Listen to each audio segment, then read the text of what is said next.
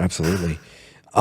So talk to me about your transition. And so you did 2 tours as enlisted, or 2, Yep, sorry. 2 and a little more. I mean 2 tours, two probably 4-year re-enlists, right? I did, yep.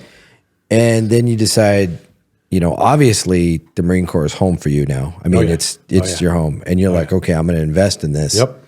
And you decide to become an officer. Yeah, and I thought I made the worst mistake of my life. Okay, so my grandfather and grandmother. One of the really great stories is my grandmother and grandfather were an arranged marriage. They met when they were, I think, 15, and her mother said, "You're going to marry that guy." They got married and got on a boat to New Bedford, Massachusetts. Like they landed there, couldn't speak a word of English. And my grandfather, just a really tough, hard guy, had my mother and her brother, who was just a great guy.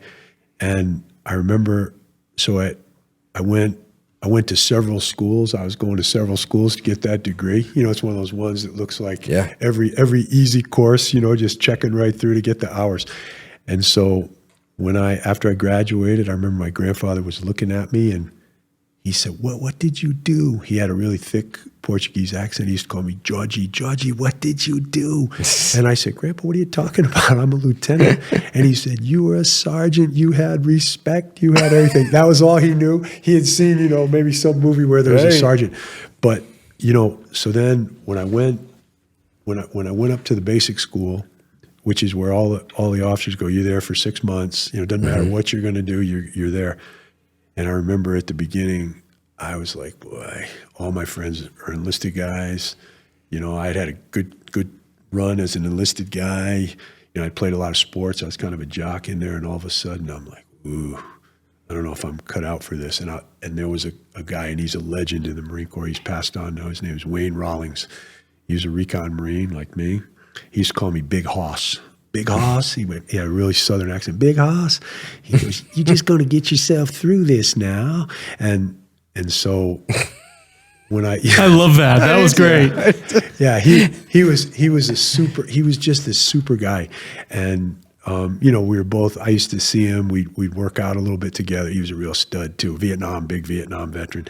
And I remember, I just started seeing, okay, you start climbing the ladder, I mean, you've done that, you know exactly what it is. And then, all of a sudden, you're in charge of people. You're not much older than them, but you're in charge, and you got to be tough. And at the beginning, I'll admit it, my fists were part of that. I'd be like, you're going to do what I tell you right now.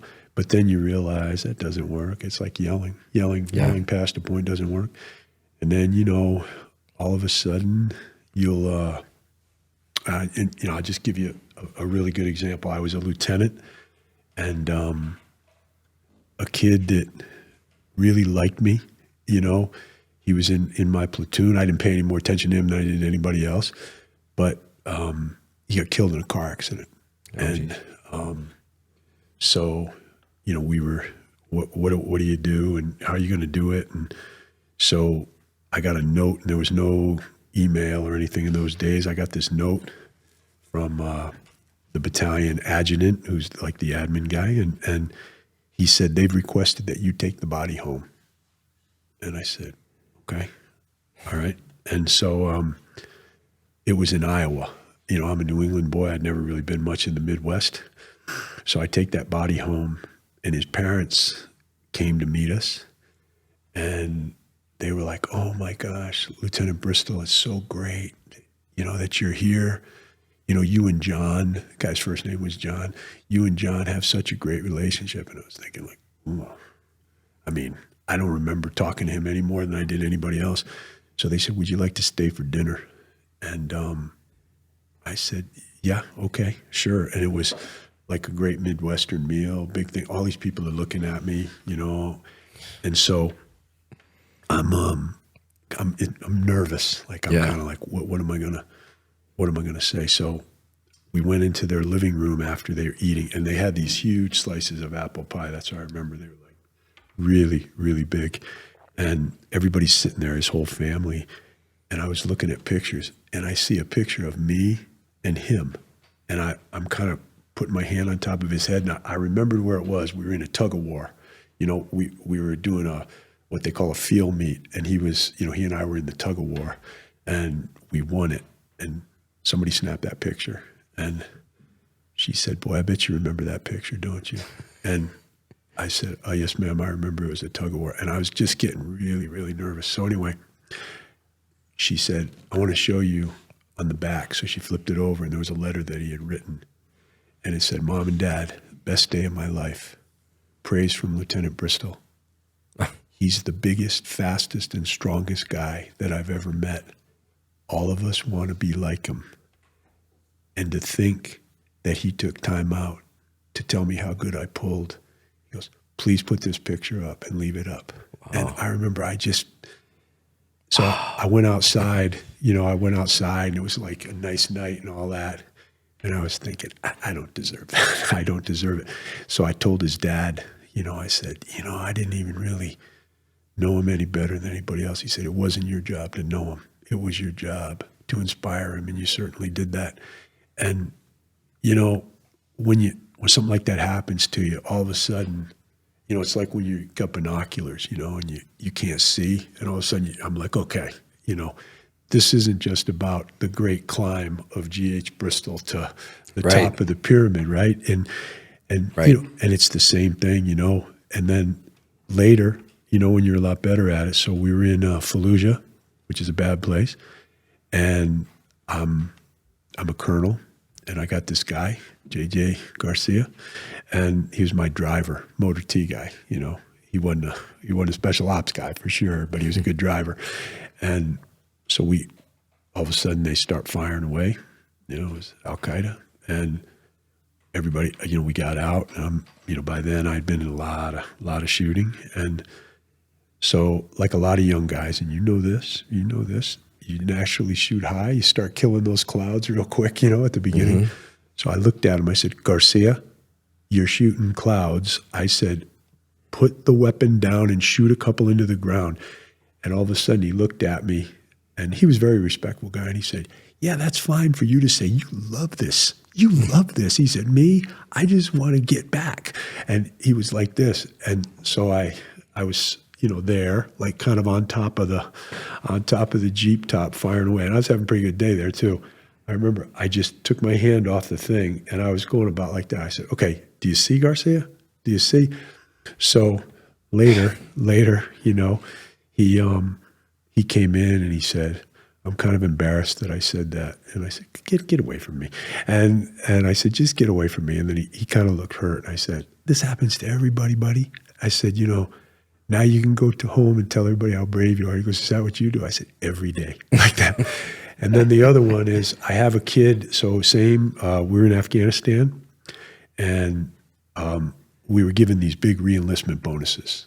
I mean, big ones, like $85,000. I remember that. Yeah. And so you get half of it up front, and then they put it for the next 4 years So anyway, I get this kid. He's a really great kid. He's part of my personal security detachment. We were in a lot of stuff together. He's a corporal.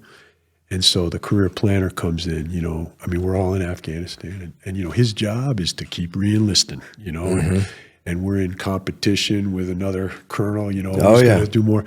So anyway, he said, "Sir, you got to get this guy. You got to pull that magic, that Bristol magic. You got to get this guy." So I'm like, okay. So he comes in, this kid, Hoagland, that was his name. And he said, I said, "Hoagland, what's going on? What's the problem?" And he said, "Well, sir," and he was a super polite guy, good looking guy, and he said, "Sir, I'm kind of pissed off that I have to be in here in front of you." And the career planner and my sergeant major were like ready to pull his head off. And I said, "Hey, wait. I said, "What's going on?" And he said, "Sir, you already know what I think of you. You know what I think of you. You know what we all think of you." He said, and I never told you this because I wanted to wait till the end, but he said, "Everybody in my family has done one tour in the Marine Corps, going all the way back to my great-grandfather." And he said, "It's a tradition in my family." And he said, "I'm from, I can't remember, somewhere in Missouri. I have no idea where he was from." So he said, "Sir, I've saved $45,000 during this enlistment." And he said, "I already applied to the Troops to Teachers program, And he said, I want to go back to my hometown. I've been going out with this girl, I guess what they call it, going out with this girl, since I was in junior high. I'm going to marry that girl. I got three nieces that I want to see every day. And he said, I remember you told us if we get out of the Marine Corps, you need to buy plenty of Marine Corps sweatshirts because you're going to go home and you're going to want to wear them every day. He said, I already got those sweatshirts, sir. And I swear to you, every kid that I teach will understand the legacy of the United States Marine Corps. So he said, that's why I'm pissed off. I don't think I'm wasting my life by not staying in the Marine Corps. So I looked at the career planner, who was a great guy, and I said, go, just go. Yeah. Just go away. Yeah. And I told my son, and so, you know, when you see stuff like that, you know, I didn't do anything remarkable. I just happened to be there at the time. And so you look at that, and I mean, you know, you've had people die, you know, it's hard. You know, there's I can't remember the name of the movie, but it says, you know, that when somebody passes, no matter how they do in our profession, you don't spend a lot of time thinking about the last full measure of devotion, and all you remember is how great they are, and you're not going to see them anymore. I can tell just by looking at you right now, you know exactly what I'm saying.